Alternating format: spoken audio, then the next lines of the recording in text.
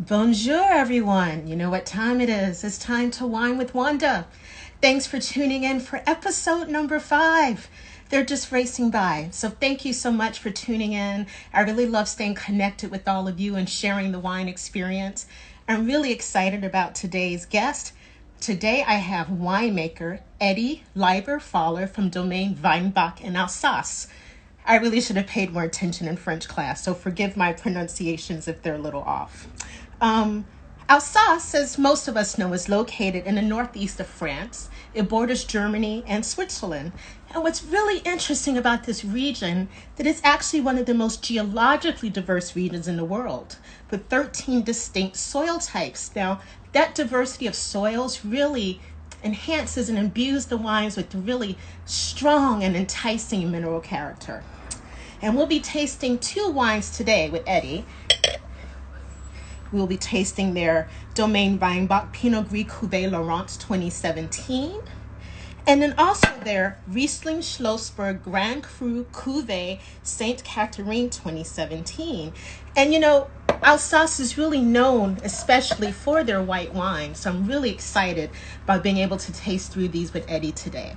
So let's see if we can get Eddy in the call through the magic of Instagram. Here he is. Instagram, do your thing. We're waiting for the connection to happen. Hello. Hello. Hi, Wanda. How are you? Bonjour. Bonjour. How are you? I'm good. And you? I'm good. Well, you know, this is interesting because we've never met before. No, we haven't. Have you visited Alsace already, or? I have never been to Alsace, but I'm a big fan of the wines. That's for Uh, sure. okay. Well, hopefully you can make it to Alsace sometime. We'll be Yes. glad How to are have you here. I would love to. On the pictures, it looks like a fairy tale kind of a It place. does. It does. Not today, unfortunately. That's why I was going to join you directly from the vineyards, but it's pouring outside today, so I had Oh, to I had to retreat back inside. no. So how are things going with the social distancing there? We just came out of lockdown 2 days ago, so now we can actually go out on the streets. And unfortunately, the restaurants are still closed for a few weeks, so it's still a bit dull out here. But yeah, we're getting there. That's good. That's good. Well, you know, I was reading about your family's winery. What an impressive history. So, planted with vines since the 9th century, established as a winery in 1612 by Capuchin Friars, and after some twists and turns, including the French Revolution, the Faller brothers purchased the property in 1898, and it's been in your family ever since. It does indeed. Yeah. So it's been 122 years now. It was expanded by my grandfather after the Second World War in the 60s and 70s. And then my grandmother took over in 79. So she was one of Okay. the first women to manage and lead a winery in the wine business at that time. And then she was joined by my mother and my aunt Laurence. So it was known for a couple of decades as the Three Father Ladies winery. Sadly, my aunt and grandmother passed away in the past few years, and now Oh, it's sorry uh, to hear that. it's now led by my mother, Catherine, and my brother Theo, and myself.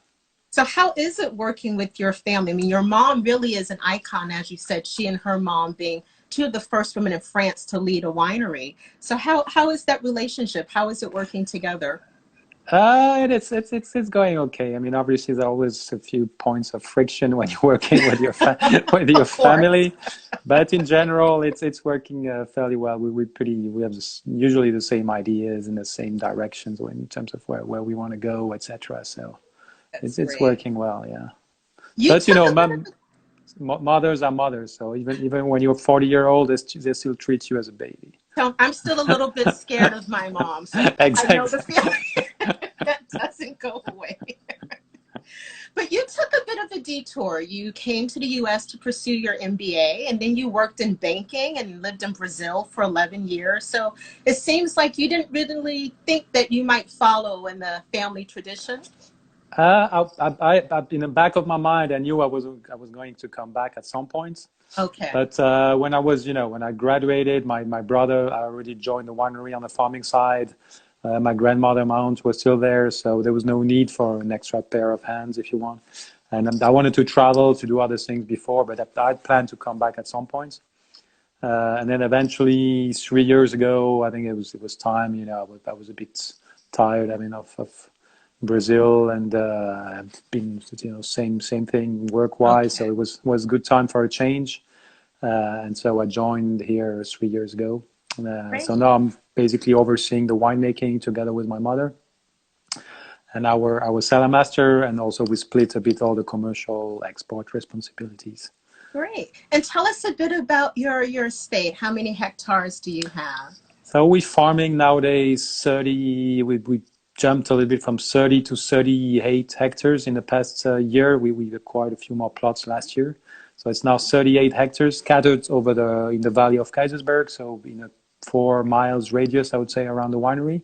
But as you mentioned in your introduction, on very different type of soils. We're lucky to have a very diverse geology here in the valley of Kaisersberg.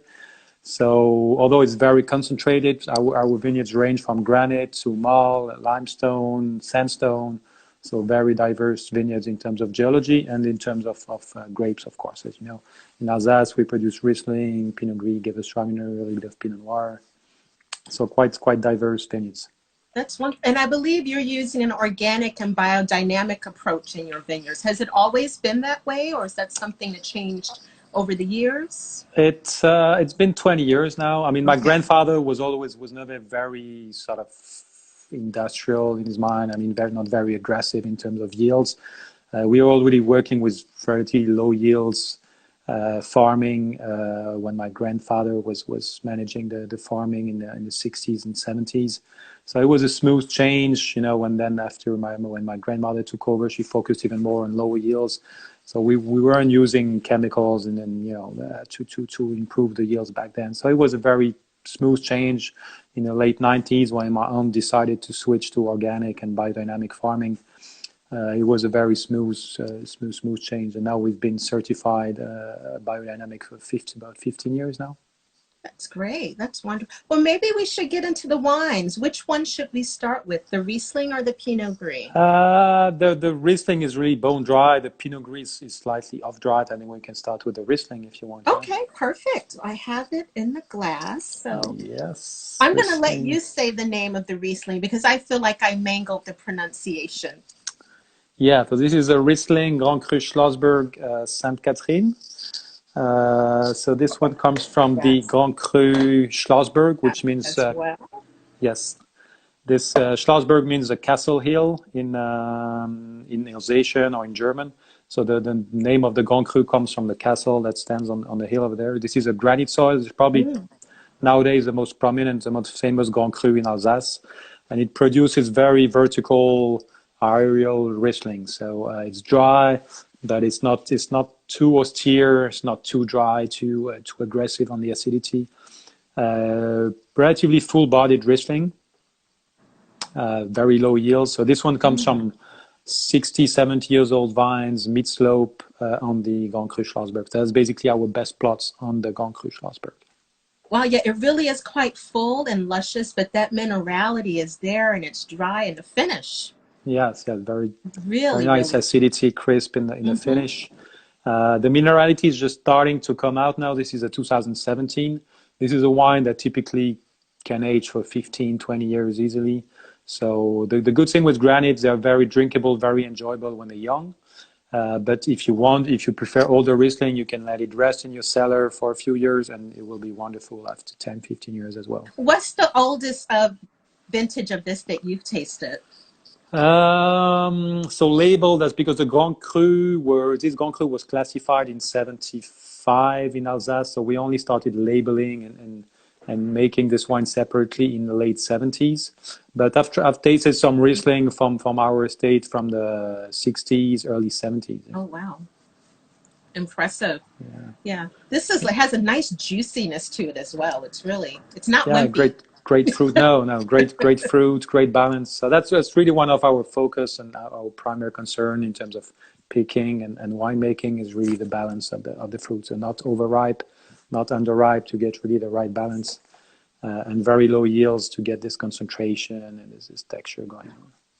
And you know what? It's only noon here, so I don't feel too guilty about drinking this. It feels quite, appropriate. After 11:30 in the morning, it's okay. Okay, great. What do you like to eat with this? I know Alsace is famous for certain foods like charcrute, for example. Yes, so of course, to be very honest, we don't eat choucroute very often. I mean, it's a traditional dish here, okay. but we usually prepare it when we have guests coming from the US or from other places of the world. It's the one thing we've heard of. So, but it's not necessarily something we eat a lot with when we have like family lunch on Sundays. But in general, when I open Riesling at home, it's mostly with fish, with white fish, or some fatty fish. It's also very good with seafood. Mm-hmm. And if you let it rest for a few years, you get a bit more creaminess out of it. So if you open it, if you let it in your cellar for 10, 15 years, you get enough creaminess to even cope with white meat like a veal or chicken. Oh yeah, that sounds delicious. Typically, an old Riesling like that is fantastic with what we call cocoa Riesling. It's like chicken cooked it's like a chicken stew with Riesling in the sauce. So we use Riesling for the sauce with a bit of cream and mushrooms. Can you send me that recipe? I'm running out of things. Definitely, I will. And you can serve it with noodles or spätzle, and that's fantastic with an old Riesling. Yeah. Oh, I love it. Well, I'm going to show the bottle again I have the cute little mini bottle, but the 750 is available, and I believe in the US it's about $64.99. So the Domaine Weinbach Riesling Schlossberg Grand Cru Cuvée Sainte Catherine. Okay. Great. So I'm going to let you introduce the next wine as well, which is... Yeah, so the next wine is Pinot Gris Cuvée Laurence, also 2017. So now we're moving, changing grape variety and soil. So we were on Riesling on granite soil. This is now a Pinot Gris from limestone soil. Okay. So the Pinot Gris is going to change the aromatic profile, a bit more smokiness, earthiness going on. And the limestone is going to change the sort of the mouthfeel of the wine. So this is a much more wider, sort of bigger, fuller bodied wine compared to the previous one. So you're going to need a stronger food as well. So I'll let you taste this one. I have a little bit here.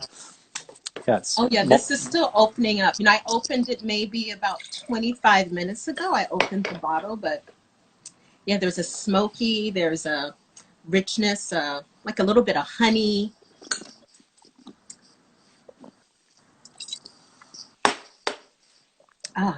It's a little bit off dry. There's about 15, 18 grams of residual sugar, but with a nice acidity. So it's still very balanced, pretty full bodied. Still young as well. So that's also a wine that's gained age for a few more years, but it's very enjoyable already now. How was 2017 overall as a vintage year? How was that year? For us, it's not necessarily the vintage that attracts more attention from the public, of the critics, because it was not that solar. The wines are not super big, super powerful. But for us winemakers, this is some of our preferred vintages because it's right in the middle of the spectrum. It's not too cold, too late vintage, not too warm, not too precocious.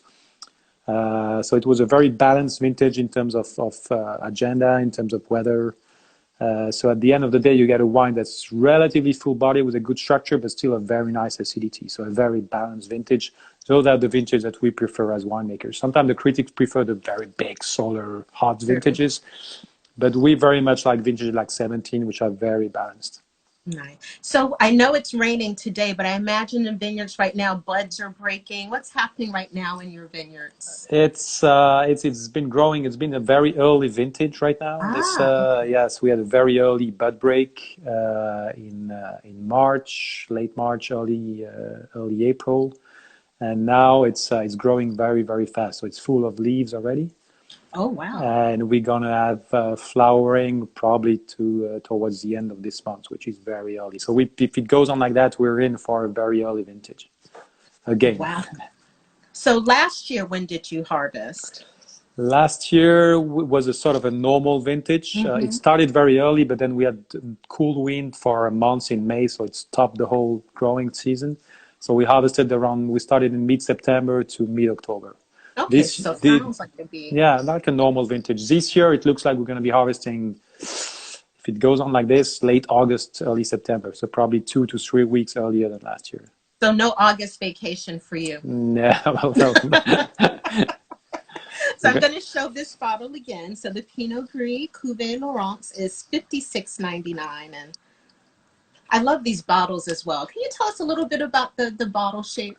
Yeah, so we kept it very traditional. So this is Mm-hmm. the Rhine flute. It's a traditional flute, traditional shape from Alsace and from some part of Germany. The labels that are the same label we've been using for almost a century now, with the monk here on Ah, the neck label. So this is a Capuchin monk mm-hmm. as a tribute to the monks that built the estate here. It was built by the Capuchin monks in the early 17th century. Beautiful, beautiful.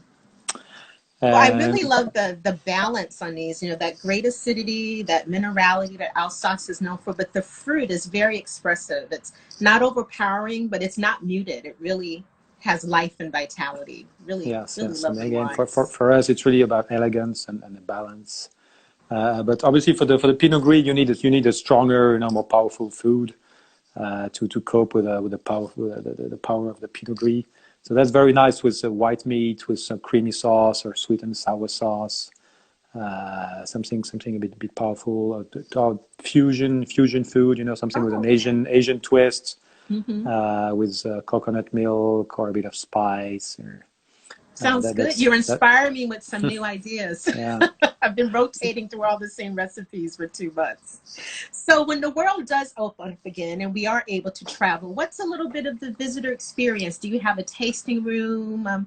What's it like to visit Domaine Weinbach? Well, yeah, I think a lot of people are a bit surprised in the beginning, then like coming here because it's just nothing compared to what they expect. People Hmm. usually expect, especially Americans, they expect the big tasting rooms full of people.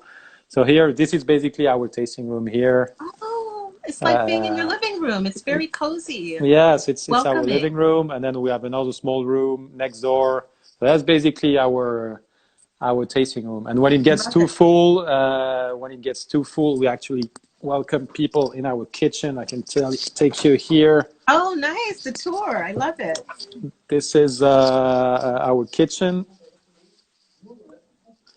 So this is where we take people when the other rooms are full. There's a very old stove here. Oh, that's gorgeous. That's my son here saying Oh, hi, hello. cutie. What a cutie. Hi. Hi. Hi from New York. So that's basically it. That's our tasting room here. So it's very, very family. That's our home basically. I So love it. very That's family, very gorgeous. cozy, and we're very happy to welcome people from the US and all over the place. Alsace has been pretty popular for a few years from our Americans, so we see a lot of Americans coming through here. Yes. So when we have time, we can take people to the vineyards, to the cellar. Otherwise, we just do a tasting here in the living room here, yeah, That's or in the kitchen. wonderful. It must be great for you. I was reading in your bio, how you grew up running through the vineyards and being with your family, and now you're getting to experience that with your son. Exactly, exactly. Although he's more into food than wine for the time being, but The wine will come. The wine will yeah, I'm come. sure it will come at some point. So one thing I love to do with my guests, your English is flawless. Wine is also a homonym for whine, to complain about something.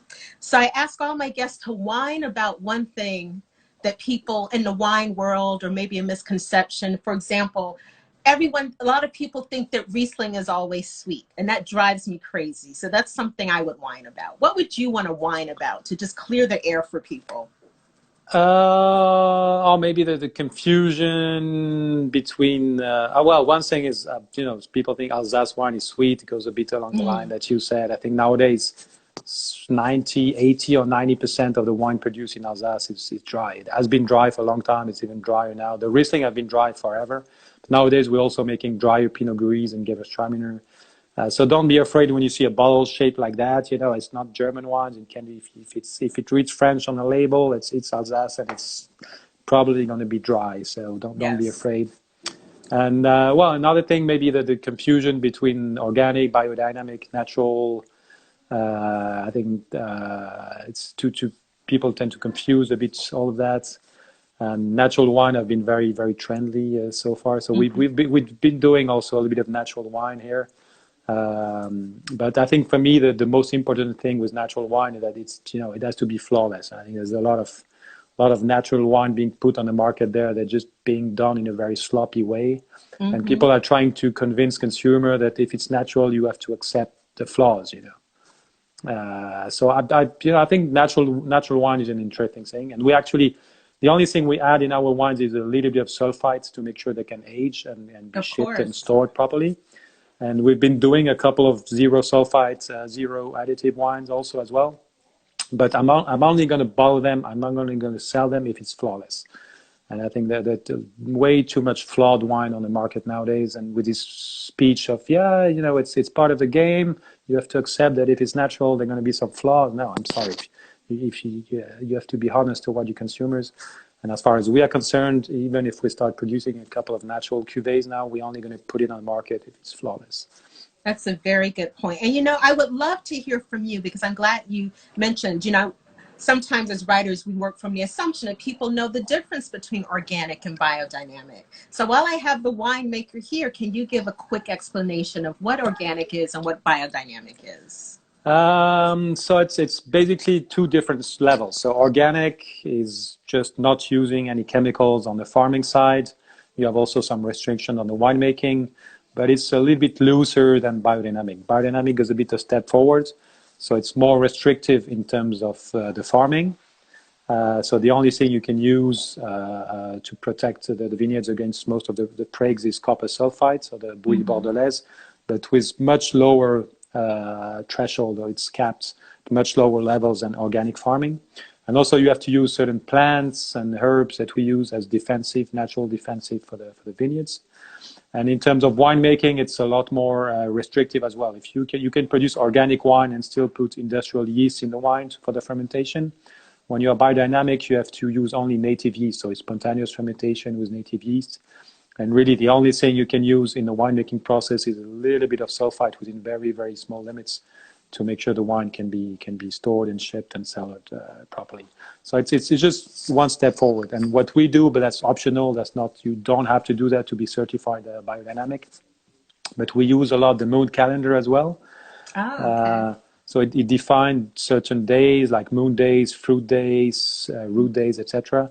We would typically only bottle on fruit days or flower days to enhance a bit the aromatics in the wine. So we use a moon calendar a lot. So that's more linked with biodynamic rather than just organic. Great. Well, hopefully I'll get to visit one day while you're doing all of that on a moon day. It'd be great to witness it, Hopefully. Well, I'm going to show the bottles again so everyone sees them, and look for these in your stores or order them online. The retail sales are very brisk here in the U.S. And again, these are only two wines from their portfolio. You produce quite a beautiful selection of wines. Yeah, this is Alsace. So we have a relatively wide portfolio, different grape varieties, different terroirs. So there's definitely a wine for every moment, for every food pairing. So. Yes. Well, thank you. You're really a trooper. Like I said, we've never met before. This is my first time trying your wines. They're beautiful. So thank you so much for agreeing to do this. Thank you. Thank you, Wanda. Thank you, everybody that joined here. Hopefully we can welcome you at the winery sometime when we get out of all this turmoil and people can travel and visit wine region. Hopefully soon. And everyone can find your website, DomaineWeinbach.com, and on Instagram at Domaine Weinbach. So there we go. Well, have a great day. Stay safe. You too. I know what Take I'm care. going to be drinking later. Sounds good. And your son is adorable. He stuck his head again. So oh, yeah. Very sweet. All right. Au revoir. Thank you very much. Au revoir, Wanda. Thank you, Take care. Eddy. Take care. Bye-bye. Stay safe. Take care. Bye-bye. You too.